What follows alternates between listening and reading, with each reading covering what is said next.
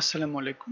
Electronic device আমাদের একটা course আছে ইলেকট্রিক্যাল ইঞ্জিনিয়ারিং এর এবং কম্পিউটার সায়েন্স এন্ড ইঞ্জিনিয়ারিং এর। কোর্সটা হচ্ছে বেসিক একটা কোর্স। আমাদের সব ইলেকট্রিক্যাল ইঞ্জিনিয়ার এবং কম্পিউটার সায়েন্স এন্ড ইঞ্জিনিয়ারদের কোর্সটা করতে হয়। কোর্সটার চ্যাপ্টার 1টা হচ্ছে থিওরিটিক্যাল একটা চ্যাপ্টার, যেটার মধ্যে আমরা একটা ব্যাকগ্রাউন্ড দেওয়ার চেষ্টা করি স্টুডেন্টদের যে ইলেকট্রনিক জিনিসটা কি। আজকে আমরা আমাদের যে টেক্সট বুক রবার্ট বয়েলস্টেডের ইলেকট্রনিক ডিভাইস, সেই টেক্সট বুকের চ্যাপ্টার 1টার যে কন্টেন্টগুলো আমাদের না জানলেই না, সেগুলো আমরা কভার করার চেষ্টা করব।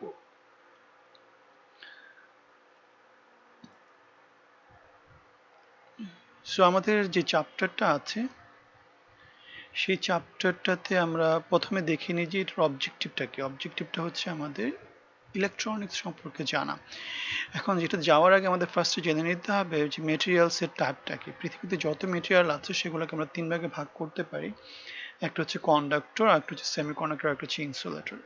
Electronics basically semiconductor. আর সেমিকন্ডাক্টরটা এত ওয়াইডলি ইউজ হয় কেন? বিকজ এটা কখনো তার প্রপার্টি চেঞ্জ করে কন্ডাক্টর হয়ে যেতে পারে, আবার আমি যদি তার প্রপার্টি চেঞ্জ করে দিই সে আবার ইনসুলেটরও হয়ে যায়। তাহলে সেমিকন্ডাক্টর মোটামুটি ওয়াইড স্পেকট্রামটাকে কভার করে। সেমিকন্ডাক্টর ম্যাটেরিয়ালটা কোথায় পাওয়া যায়? এটা পাওয়া যায় হচ্ছে পর্যায় সারণীর 4 নম্বর কলামে পাওয়া যায়। এক্সাম্পল হচ্ছে কি জার্মেনিয়াম, সিলিকন এবং গ্যালিয়াম আর্সেনাইড।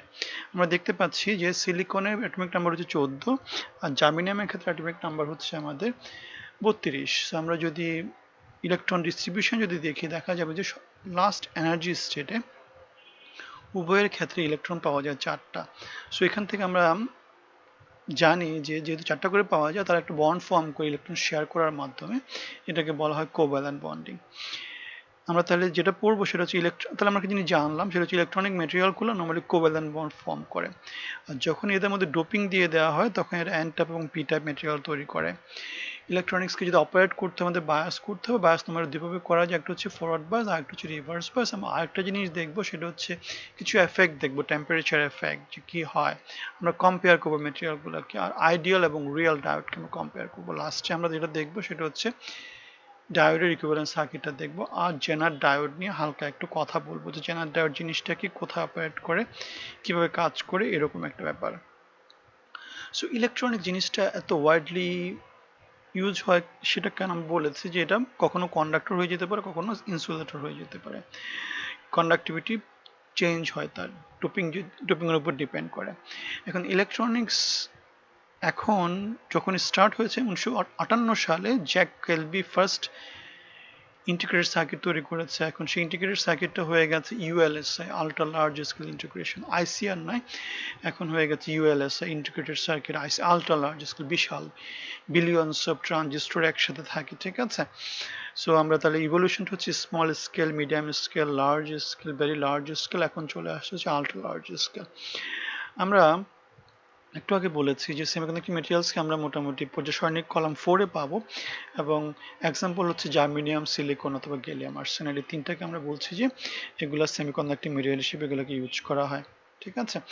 সো আমরা একটু আগেই বলেছি যে semiconductor materials covalent bond form করে, বিকজ তাদের আউটার শেলে একটা বা দুইটা থাকে না, মোটামুটি 3-4টে ইলেকট্রন থাকে। সেই জন্য তারা ইলেকট্রন দিতেও পারে না, নিতেও পারে না, তারা ইলেকট্রন শেয়ার করাকে বেশি প্রেফারেন্স দেয়।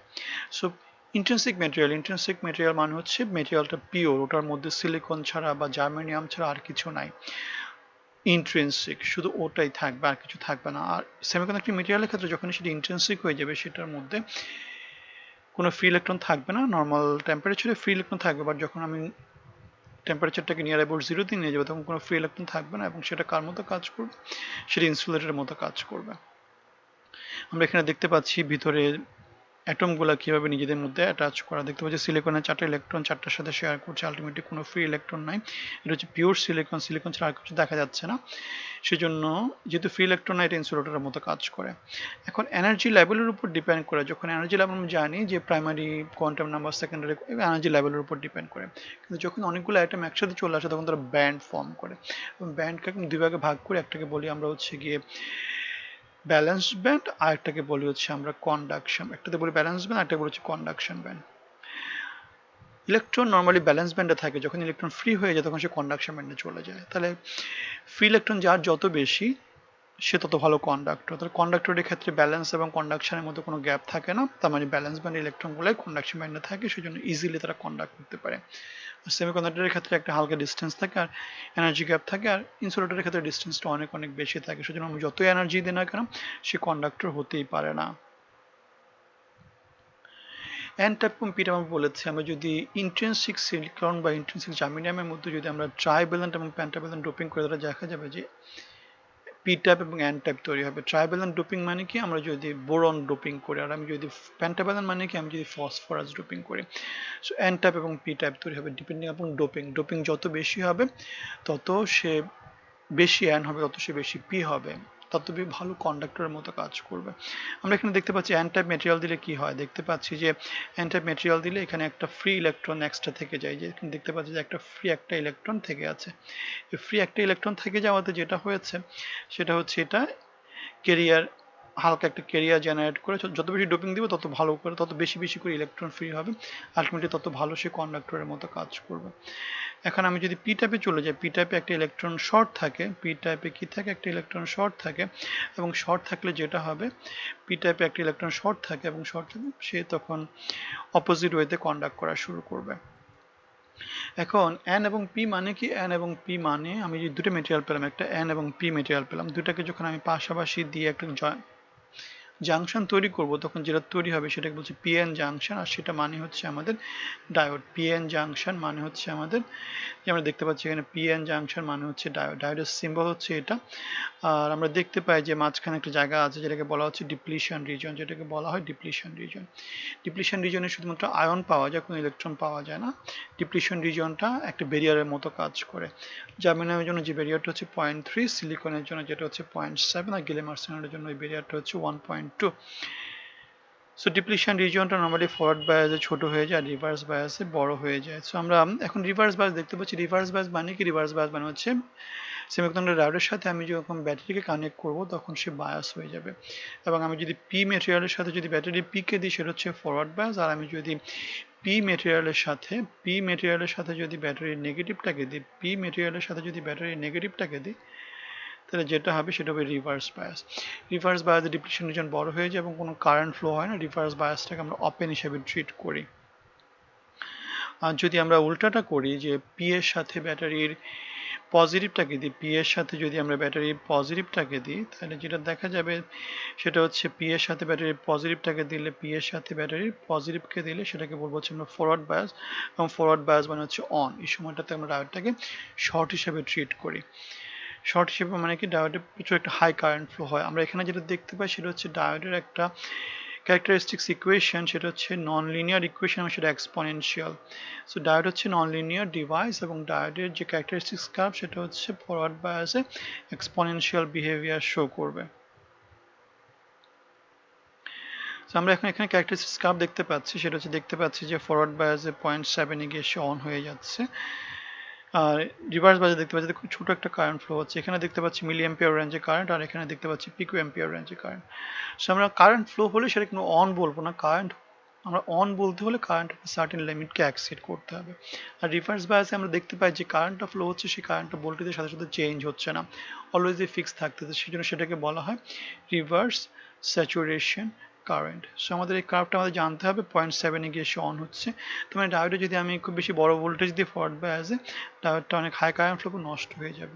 আর রিভার্স বায়াসে অনেক বেশি ভোল্টেজ দিলেও কিন্তু নষ্ট হয়ে যাবে, সেটাকে আমরা বলে হচ্ছে ব্রেকডাউন। সো এখানে আমরা দেখতে পাই যে একটা ব্রেকডাউন দেখতে পাই, এই যে ব্রেকডাউনটা দেখা যাচ্ছে, এই জায়গাটাকে বলা হচ্ছে জেনারেল ব্রেকডাউন। রিভার্স বায়াসে কারেন্ট নাই, কিন্তু আমি যদি ভোল্টেজটা বাড়াতে থাকে কারেন্ট কম, বাট একসময় হঠাৎ করে কারেন্টটা বেড়ে যায়। সেই কারেন্ট বেড়ে যাওয়ার জন্য যে ব্রেকডাউনটা হয় সেটাকে বলা হয় জেনারেল ব্রেকডাউন, অ্যাভালাঞ্চ ব্রেকডাউন। এখানে নর্মালি ভোল্টেজটা ফিক্স থাকে এবং কারেন্টটা অনেক অনেক বেড়ে যায়, সেজন্য এই জায়গাটা নর্মালি অ্যাভয়েড করবো। নর্মাল ডায়োড এই জায়গাতে কাজ করতে পারে না, নষ্ট হয়ে যাবে। আমরা এখানে একটি স্পেশাল টাইপ অফ ডায়োডকে ইউজ করবো, যেটাকে বলা হয় জেনার ডায়োড। এবং জেনার ডায়োড নিয়ে আমরা চ্যাপ্টার 2-তে বেশ ভালো করে একটা সেকশন পড়াশোনা করব। এখন আমরা এখানে যেটা দেখতে পাই সেটা হচ্ছে যে আমরা জানি যে সিলিকন, জার্মেনিয়াম এবং গ্যালিয়াম আর্সেনাইড এগুলো হচ্ছে গিয়ে সেমিকন্ডাক্টিং মেটেরিয়ালের নানা রকমের এক্সাম্পল। সো আমরা এখানে দেখতে পাই যে because they are different type of material, so their property must be different. So আমরা এখানে দেখতে পাই যে জার্মেনিয়াম, সিলিকন এবং গ্যালিয়াম আর্সেনাইড এগুলোর মধ্যে ডিফারেন্সটা কি আমরা দেখতে পাই। সবার আগে জার্মেনিয়াম অন হচ্ছে, তারপরে সিলিকন এবং সবশেষে হচ্ছে গ্যালিয়াম আর্সেনাইড। সো আমি বলি যে লো ভোল্টেজের জন্য জার্মেনিয়াম ভালো, হাই ভোল্টেজের জন্য গ্যালিয়াম আর্সেনাইড ভালো, আর মিড ভোল্টেজের জন্য সিলিকন ভালো। আর একটা কথা হচ্ছে যেহেতু জার্মেনিয়াম লো ভোল্টেজে অন হয় আর গ্যালিয়াম আর্সেনাইড মিড হাই ভোল্টেজে অন হয়, সো দুটোর যে ভালো ভালো গুণগুলো সেগুলো সিলিকনের মধ্যে আছে, সেই জন্য সিলিকনটা অনেক অনেক বেশি ওয়াইডলি ইউজ হয়। সো ফরওয়ার্ড বায়াসে তাহলে বলা হয়ে গেল। রিভার্স বায়াসে দেখা যাচ্ছে যে গ্যালিয়াম আর্সেনাইডের রিভার্স স্যাচুরেশন কারেন্টটা অনেক কম, সবচেয়ে বেশি হচ্ছে জার্মেনিয়ামের আর মাঝামাঝি হচ্ছে সিলিকনের। ব্রেকডাউন যদি দেখি, ব্রেকডাউন আমরা দেখতে পাই জার্মেনিয়ামের সবচেয়ে আগে হয়, তারপরে সিলিকন হয়, তারপরে হচ্ছে গ্যালিয়াম আর্সেনাইডের হয়। তো সব কিছু বিবেচনা করে আমরা দেখতে পাই যে সিলিকন হচ্ছে গিয়ে দুটা মেটেরিয়াল জার্মেনিয়াম এবং গ্যালিয়াম আর্সেনাইডের যে ভালো ভালো দিকগুলো সেগুলো ওটার মধ্যে প্রেজেন্ট আছে, এবং এটা হচ্ছে জ্যাক অফ অল ট্রেডস, সেজন্য আমরা সিলিকনটাকে খুব বেশি ইউজ করা হয়।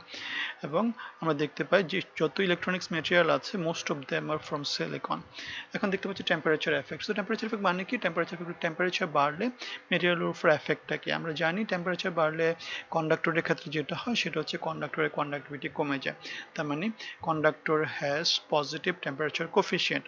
আর সেমিকন্ডাক্টরের ক্ষেত্রে জিনিসটা অপোজিট হয়ে যায়, বিকজ এখানে অত বেশি ক্যারিয়ার থাকে না, সো পলিউশন হয় না। সো যেটা হয় সেটা হচ্ছে ক্যারিয়ার বেড়ে যায়, আলটিমেটলি কারেন্টটা বেড়ে যায়, সো রেজিস্ট্যান্স কমে যায়। সো আমরা যদি ক্যারেক্টারিস্টিক্স কার্ভ দেখি, টেম্পারেচার বাড়লে আমরা দেখতে পাই সেটা হচ্ছে আমরা দেখতে পাচ্ছি যে ফরওয়ার্ড বায়াসে টেম্পারেচার বাড়লে সে তাড়াতাড়ি অন হয়ে যাচ্ছে এবং কারেন্টটা বেড়ে যাচ্ছে। সেম ভোল্টেজের জন্য আমরা দেখতে পাই যে কারেন্টটা টেম্পারেচার বাড়লে যত বেশি টেম্পারেচার বাড়বে তত কারেন্টটা বেড়ে যাবে। আর রিভার্স বায়াস আমরা যেটা দেখতে পাই সেটা হচ্ছে রিভার্স স্যাচুরেশন কারেন্টটা টেম্পারেচার বাড়লে বাড়তেছে, আর আমরা দেখতে পাই যে ব্রেকডাউনটা দূরে সরতে থাকে। সো এই যে তিনটা এফেক্ট আছে, তিনটা এফেক্টের মধ্যে দুটো এফেক্ট ভালো, যেমন ফার্স্ট এফেক্ট যেটাকে বলছে তাড়াতাড়ি অন হচ্ছে সেটা হচ্ছে আইডিয়ালের কাছাকাছি চলে যাচ্ছে, ব্রেকডাউন দূরে সরে যাচ্ছে সেটাও আইডিয়ালের কাছাকাছি চলে যাচ্ছে। কিন্তু রিভার্স স্যাচুরেশন কারেন্ট যেটা আসতেছে সেটা আমরা আইডিয়াল না, সেটা নন আইডিয়াল একটা এফেক্টের মতো পড়ে যায়, সেটা আমরা চাই না, সেটা আমরা পছন্দ করি না। সো যেটা বলতে চাই যে টেম্পারেচার এফেক্টের কিছু ভালো দিক আছে। ভালো দিকটা হচ্ছে আমাদের তাড়াতাড়ি অন করাচ্ছে, ব্রেকডাউনটা দূরে সরা দিচ্ছে। এখন আমরা এখানে যেটা দেখতে পাই সেটা হচ্ছে আইডিয়াল ভার্সেস প্র্যাকটিক্যাল। এখানে একটা কথা বলে রাখি, প্র্যাকটিক্যাল হচ্ছে আমরা যে জিনিসটা পাই, আইডিয়াল জিনিস হচ্ছে আমরা যে জিনিসটা ডিজায়ার করি, যে জিনিসটা আমরা রিয়েলিটিতে পাই না। আইডিয়াল হচ্ছে যে জিনিসটা আমরা ডিজায়ার করি, প্র্যাকটিক্যাল হচ্ছে যেটা আমরা পাই। সো আমরা তাহলে প্র্যাকটিক্যাল জিনিসটাকে কোথায় নিয়ে যেতে চাই? আইডিয়ালের কাছাকাছি। আমরা চাই যে ডায়োডটা 0 ভোল্টেজে অন হয়ে যাক, যে ফরওয়ার্ড ভোল্টেজ দিলেই সে অন হয়ে যাবে এবং কারেন্ট অনেক হাই হবে। রিভার্স বায়াসে কখনোই অন হবে না, ব্রেকডাউনটা থাকবে না। সো এগুলো যদি আমরা রেজিস্ট্যান্সে নিয়ে যাই তাহলে ফরওয়ার্ড রেজিস্ট্যান্স 0 হবে, রিভার্স রেজিস্ট্যান্স ইনফিনিটি হবে, ব্রেকডাউন ইনফিনিটি হবে। আর প্র্যাকটিক্যাল ডায়োডের ক্ষেত্রে যেহেতু সে আইডিয়াল না, সো সে একটু পরে অন হবে, তার একটা নি ভোল্টেজ আছে, তার একটা থ্রেশহোল্ড ভোল্টেজ আছে, তার কার্ভের মধ্যে একটু অ্যাঙ্গেল আছে, সেই জন্য সে একটা রেজিস্ট্যান্স শো করবে। রিভার্স বায়াসে তার কারেন্টটা 0 না, একটা স্যাচুরেশন কারেন্ট ফ্লো হবে, ব্রেকডাউনটা তার ইনফিনিটি না, ফাইনাল ব্রেকডাউন সে শো করবে। সো এই হচ্ছে কম্প্যারিজন রিয়েল এবং আইডিয়ালের মধ্যে। আমরা এখন যেটা দেখতে পাই সেটা হচ্ছে diode equivalent circuit. Diode equivalent circuit মানে কি? ডায়োড ইকুইভ্যালেন্ট সার্কিট আমরা যেটা করি সেটা হচ্ছে ডায়োডের ক্যারেক্টারিস্টিক্স কার্ভ রিপ্রেজেন্ট করার চেষ্টা করি। আমরা জানি যে আইডিয়াল ডায়োড মানে হচ্ছে এই জিনিসটা, এবং এই জিনিসটাকে আমরা যদি একটু ভোল্টেজ শিফট করি এবং একটু যদি কার্ভ দিয়ে দিই তাহলে এটা রিয়েল ডায়োডের মতো কাজ করবে। সো এখানে আমরা যে জিনিসটা দেখতে পাই যে একটা ভোল্টেজ, একটা রেজিস্ট্যান্স, একটা আইডিয়াল ডায়োড, সেটা হচ্ছে আমাদের রিয়েল ডায়োডের ইকুইভ্যালেন্ট সার্কিট। সো আমরা তাহলে এই চ্যাপ্টারে যেটা শিখলাম বেসিক্যালি সেটা হচ্ছে গিয়ে ডায়োড জিনিসটা কি, সেমিকন্ডাক্টিং মেটেরিয়ালস কাকে বলে, সেমিকন্ডাক্টর, কন্ডাক্টর, ইনসুলেন্স বলতে আমরা কি বুঝি, তারপর ডায়োড ইকুইভ্যালেন্ট সার্কিটের মধ্যে কি আছে, ফরওয়ার্ড বায়াস জিনিসটা কি, রিভার্স বায়াস জিনিসটা কি। সো আমাদের যখন আমরা নেক্সট অ্যাডভান্স লেভেলে যাব, নেক্সট চ্যাপ্টার 2, চ্যাপ্টার 3, চ্যাপ্টার 4 অন্যান্য মেটেরিয়ালগুলোতে যাব, তখন আমাদের যে জিনিসটা খুব বেশি ইম্পর্টেন্ট সেটা হচ্ছে গিয়ে ফরওয়ার্ড বায়াস এবং রিভার্স বায়াস। সো আমাকে জিনিসটা ভুললে চলবে না যে পিএন জাংশনের পিতে যদি পজিটিভ ভোল্টেজ দিয়ে ফরওয়ার্ড বায়াস, আর পিতে যদি নেগেটিভ ভোল্টেজ দিয়ে রিভার্স বায়াস। ফরওয়ার্ড বায়াস মানে হচ্ছে শর্ট অন, আর রিভার্স বায়াস মানে হচ্ছে অফ এবং ওপেন। ঠিক আছে? সো এই দিয়ে আমরা আমাদের ক্লাসটা শেষ করছি। সো আবার আমাদের দেখা হবে চ্যাপ্টার 2 যখন পড়বো তখন। ধন্যবাদ সবাইকে।